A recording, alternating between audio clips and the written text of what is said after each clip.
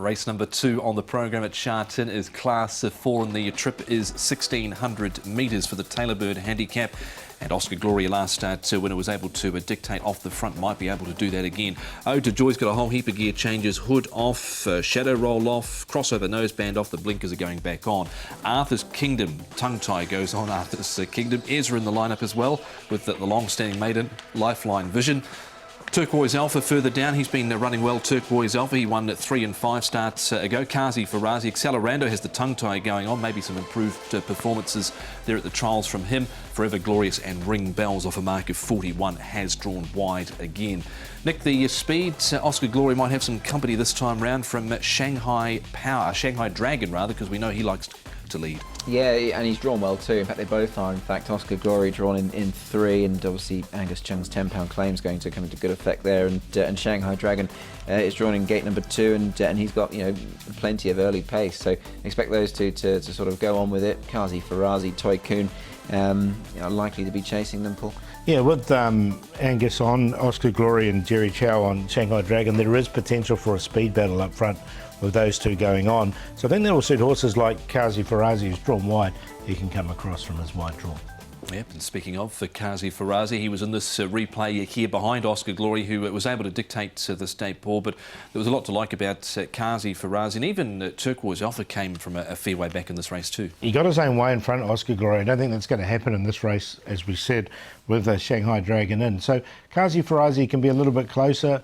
He's drawn wide. The 1,600 metres was the query, but the way he ran this, I thought he was going to run straight past Oscar Glory. Just a well-weighted horse at the time that was left alone. So I thought it was full of merit, the run. Yeah, I mean, look, this was over the course and distance, so he's certainly seen it out okay, hasn't he? And as for Turquoise Alpha, he might just have climbed his mountain, possibly, for mine. Lifeline Vision, he's a long-standing maiden in this race. Ring Bells, he's a fair way back in it as well.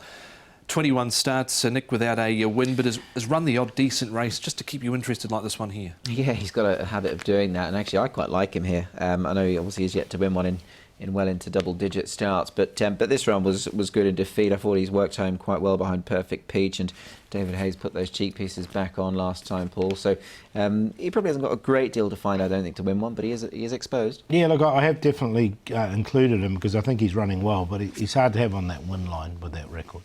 Okay, we're going to the trials now up at Chung Fa, and it's Accelerando here for John Size. Not often, Paul, we see John Size runners go out at over 100 to 1, but that's what he was when he was last seen back in April. Up 45 pounds, but I thought the trial there might be some improvement. Yeah, it wasn't a bad trial, I thought, from him. So, look, John Size, we know he takes his time with these horses. He's only had the 2 run. It was well back on both occasions, but with the tongue tie on and a nice quiet trial, was quiet.